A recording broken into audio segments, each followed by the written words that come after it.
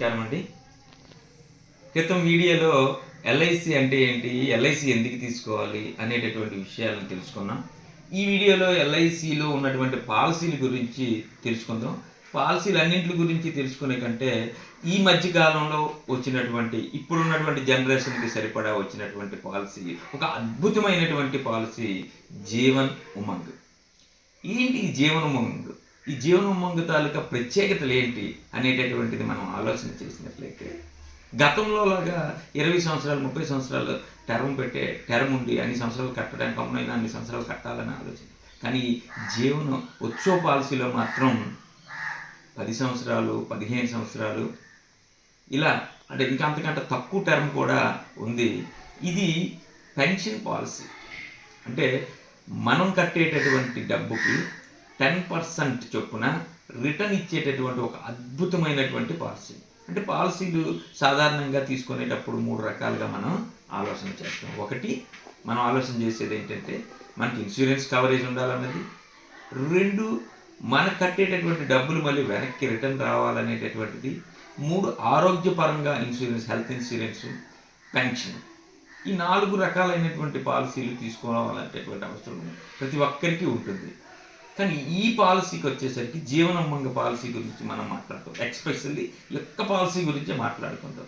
ఎందుకు ఇది అద్భుతమైనటువంటి పాలసీ అన్నాను, మీకు ఈ పూర్తి వీడియోని ఉన్నట్లయితే మీ అందరికీ అర్థమవుతుంది. ఇది చక్కగా 10 సంవత్సరాల టర్మ్ పెట్టుకుంటే, ఒక 20 అంటే పుట్టిన దగ్గర నుంచి, అంటే పేరు పెట్టిన దగ్గర నుంచి, చిల్డ్రన్ ఏజ్ దగ్గర నుంచి 65 సంవత్సరాల వయసు వరకు ఈ పాలసీ తీసుకోవచ్చు.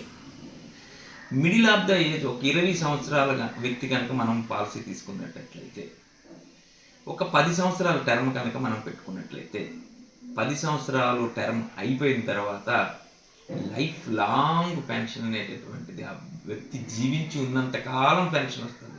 ఈ పాలసీలో ముఖ్యమైనటువంటిది ఏంటంటే, పాలసీ టర్మ్ అయిపోయిన వెంటనే అక్కడి నుంచి పెన్షన్. మనం ఎన్ని సంవత్సరాలు బ్రతుకుంటామో, ఎన్నాళ్ళు బ్రతుకున్నా సరే అన్ని సంవత్సరాల వరకు పెన్షన్ ఇస్తూనే ఉంటాడు. ఎగ్జాంపుల్, అంటే మినిమం ₹1,00,000 నుంచి కూడా చేసుకోవచ్చు పాలసీ.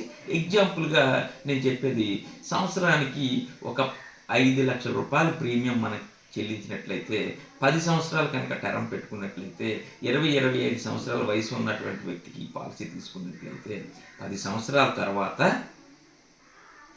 ఆ వ్యక్తికి ప్రతి సంవత్సరం మనం 5,00,000 కట్టాం కాబట్టి, ఆ వ్యక్తి కట్టారు కాబట్టి, ప్రతి సంవత్సరం అతను బ్రతుకున్నంతకాలం 5,00,000 ఇస్తూనే ఉంటుంది ఎల్ఐసి.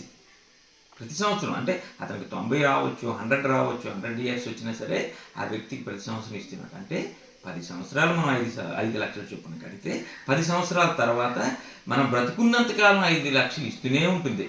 చూడండి ఎంత అద్భుతంగా ఉంది ఇప్పుడు. అలాగే 1,00,000 కడితే 1,00,000 ఇస్తుంది, 2,00,000 కడితే 2,00,000 ఇస్తుంది, 10,00,000 కడితే 10,00,000 ఇస్తుంది. టర్మ్ కాస్త 15 సంవత్సరాలు కనుక చేసినట్లయితే మనకి బాండ్ వాల్యూ ఇంకా ఎక్కువ వస్తుంది, 15,00,000 వస్తుంది. కాబట్టి దాని మీద 10%.